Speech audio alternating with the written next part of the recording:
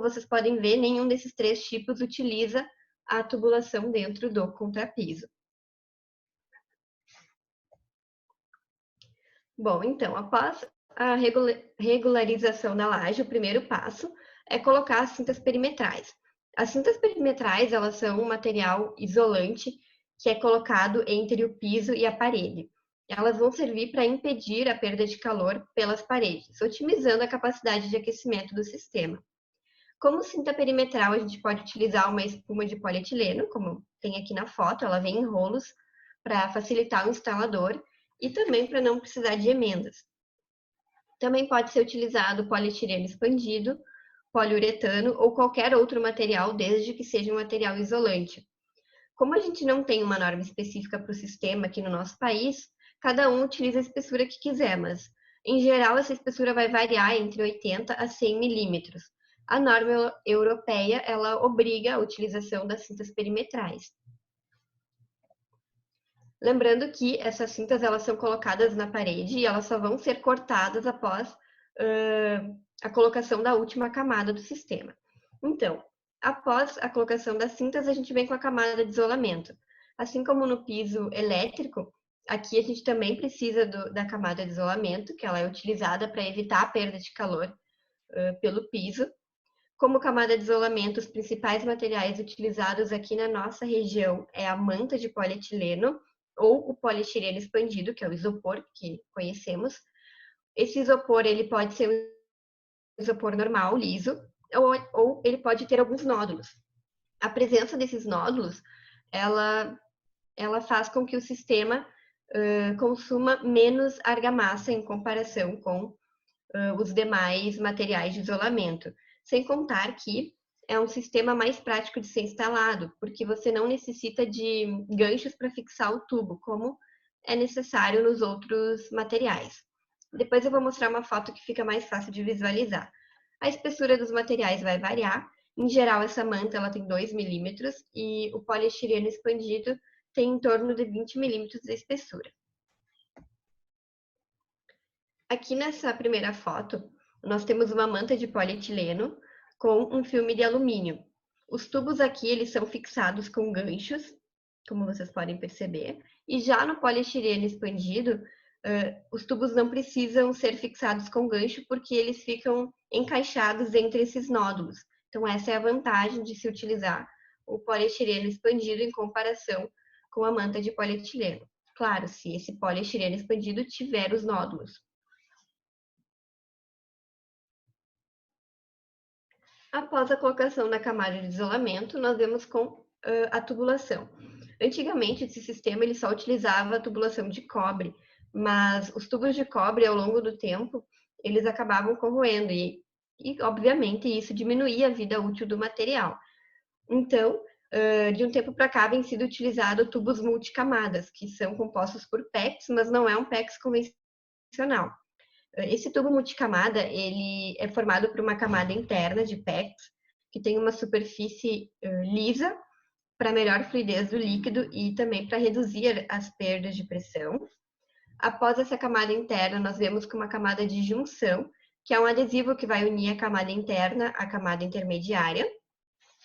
Essa camada intermediária, ela é composta por uma liga de alumínio soldada longitudinalmente, que ela vai formar uma barreira contra a passagem de oxigênio e luz. Sobre essa camada intermediária, nós viemos novamente com uma camada de junção para unir a camada intermediária à camada externa. E a camada externa, assim como a camada interna, também é composta por PEX. Como ela é a última camada, né? Ela forma uma barreira contra impactos, arranhões ou substâncias contaminantes. Além disso, essa camada vai proteger a camada intermediária. Bom, esses tubos eles podem ser dispostos em diversos formatos. Os mais comuns de serem encontrados é o formato caracol, ou também chamado por formato espiral. Esse formato ele tem a vantagem de possuir menores restrições quanto ao raio de curvatura dele, então acaba sendo mais fácil de instalar em comparação ao formato serpentina. Além disso, a distribuição de temperatura no formato caracol ela ocorre de maneira mais homogênea em comparação com o formato serpentina. Mas a vantagem de se utilizar o formato serpentina, que é esse da segunda foto, é que ele é muito utilizado para ambientes pequenos. Por exemplo, num banheiro, onde eu não vou ter muito espaço, o formato caracol não caberia, então seria utilizado o formato serpentina. O espaçamento entre esses tubos, ele, de acordo com a norma, ele deveria ser dimensionado, cada projeto é um caso, mas aqui no Brasil o pessoal costuma utilizar sempre o mesmo espaçamento. Algumas empresas, instaladores, utilizam sempre 15 centímetros, outros utilizam sempre 20, e tem alguns que fazem uma variação entre 15 a 20, dependendo de alguns critérios. Como, por exemplo, a altura do pé direito.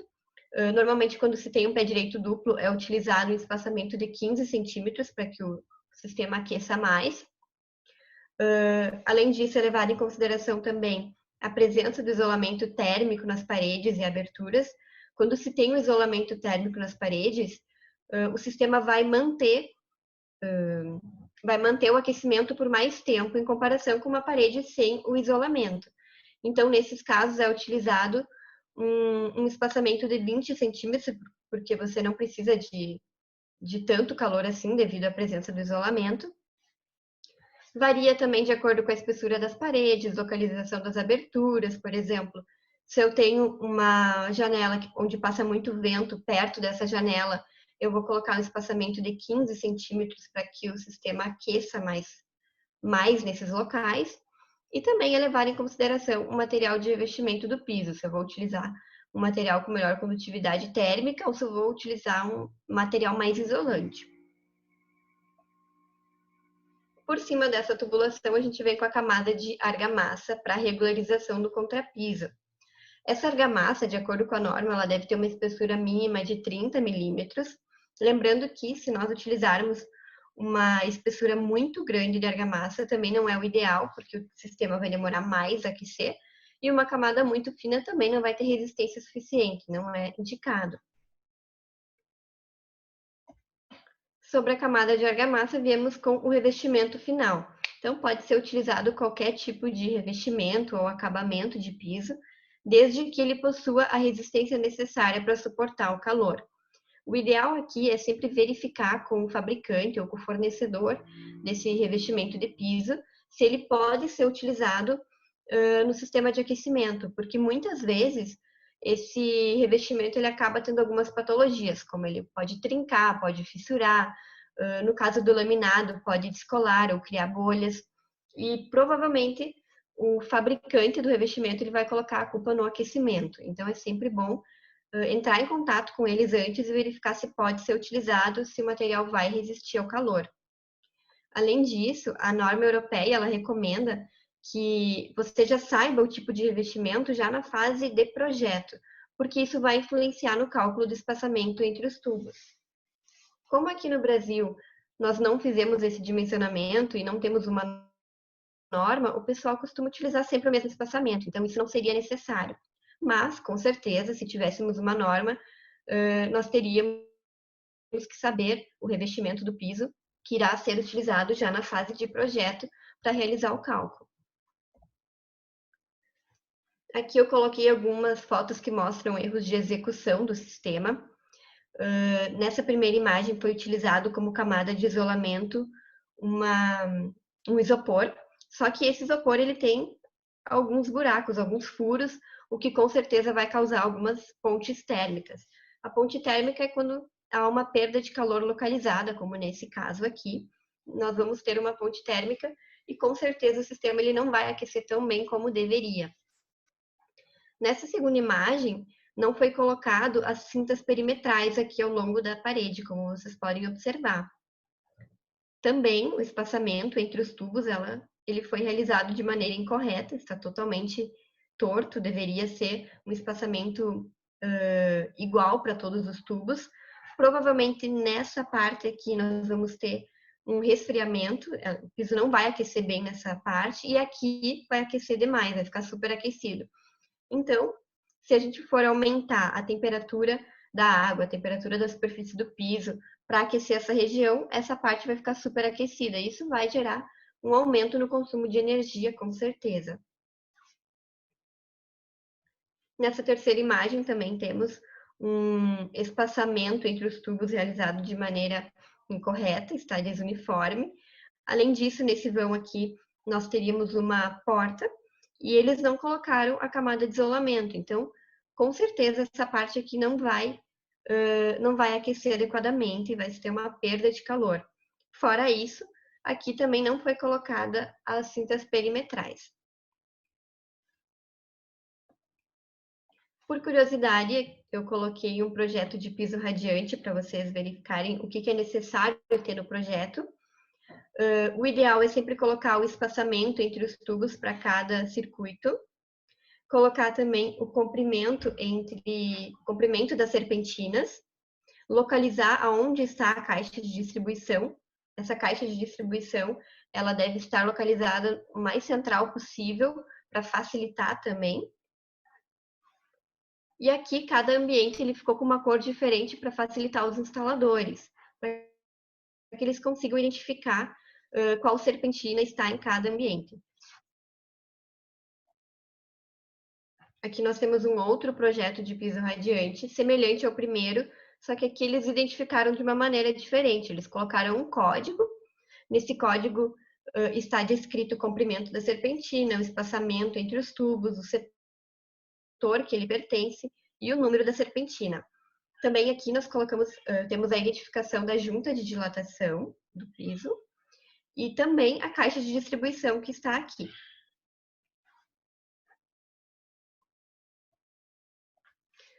Para aquecer essa água, aqui na nossa região geralmente é utilizado caldeira. Essa caldeira, ela tem a vantagem, as caldeiras têm a vantagem de que elas podem ser comercializadas em diversos tamanhos. Ou seja, se eu não tenho um espaço muito grande disponível na minha residência, eu consigo elas de diversos tamanhos. Como essa aqui é uma caldeira pequena, essa aqui já é uma caldeira maior. E o que diferencia uma caldeira da outra é a fonte de energia utilizada para abastecer essa caldeira. Pode ser utilizada uma caldeira a gás, pellet, lenha, diesel ou outra fonte de energia. Na escolha da caldeira, é sempre legal levar em consideração alguns itens, como, por exemplo, a facilidade de instalação, a facilidade de substituição, se eu quiser substituir essa caldeira futuramente, será que eu vou conseguir com facilidade? A facilidade de utilização dos usuários, por exemplo, eu posso comprar uma caldeira a lenha, só que a caldeira a lenha ela necessita da disponibilidade de tempo do usuário, porque ele precisa ficar colocando a lenha a cada pouco. Então, se o usuário ele não tiver essa disponibilidade, não vai ser uma caldeira ideal para ele. Então, é sempre bom levar em consideração as necessidades dos usuários, o nível de ruído dessa caldeira e de emissões de gases poluentes, por exemplo, a caldeira pellet ela vai poluir menos do que uma caldeira diesel. Então, é bom levar em consideração isso também. A velocidade de resposta, o quão rápido a minha caldeira ela vai aquecer a água, o custo de implantação, já que existem caldeiras mais baratas de serem implementadas, mas ao mesmo tempo elas vão consumir mais a longo prazo. Então, precisa ser levado em consideração o custo e o consumo. As vantagens dos pisos radiantes. Tanto o piso elétrico quanto o hidráulico, eles são sistemas silenciosos, não elevam a poeira porque não há a movimentação do ar. Isso é muito bom, principalmente para as pessoas mais alérgicas, porque evita alergias causadas por um condicionamento de ar, como o ar-condicionado. Se você não faz a manutenção, não faz a limpeza do filtro, pode ser que ele interfira na qualidade do ar interno. Essa água aquecida, principalmente aqui no caso do piso radiante elétrico, desculpa, gente, do hidráulico, essa água aquecida, ela pode ser utilizada para trabalhar em conjunto com toalheiros aquecidos ou radiadores. É um sistema que evita mofo e bolor porque não há uma mudança na umidade. A distribuição da temperatura ela ocorre de maneira mais homogênea, mais uniforme. Não necessita de manutenção no piso, somente o piso radiante hidráulico ele vai necessitar de uma manutenção na caldeira, que geralmente essa manutenção é feita uma vez por ano para fazer um check-up, ver se está tudo bem com a caldeira. E também é um sistema que não interfere na estética do ambiente, porque ele